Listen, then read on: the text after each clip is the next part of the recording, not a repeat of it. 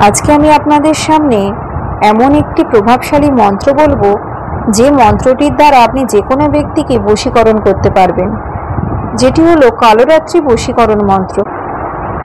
কালরাত্রি হলেন দেবী দুর্গার 9টি রূপের মধ্যে সপ্তম, যাকে নবদুর্গা বলা হয়। দুর্গা সপ্তশতীতে তার প্রথম উল্লেখ পাওয়া যায়। কালরাত্রিকে দেবী মাতার বহু ধ্বংসাত্মক রূপের মধ্যে একটি হিসেবে ব্যাপকভাবে বিবেচনা করা হয়। এই মন্ত্রটি একজন ব্যক্তিকে মোহিত করতে এবং সমাবেশগুলিকে মোহিত করতে ব্যবহৃত হয়। এই মন্ত্রের প্রভাব তাৎক্ষণিক। তার কালরাত্রি মন্ত্রের সিদ্ধি অর্জন করা যেতে পারে এই মন্ত্রটি 10,000 বার উচ্চারণ করলে। মন্ত্রটি পাঠ শেষ করার পরে সাধকের পদ্মফুল দিয়ে 10% অগ্নিকাণ্ড অনুষ্ঠান করা উচিত।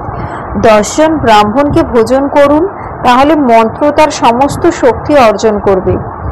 এইভাবে দেবী কালরাত্রিকে উপাসনা করার মাধ্যমে দেবী সাধকের প্রতি তার অনুগ্রহ বর্ষণ করেন। চলুন মন্ত্রটি শুনে নিই। ওম আং ক্লিং হ্রিং শ্রীং গ্লং গ্লুং হাসৌমো নমঃ।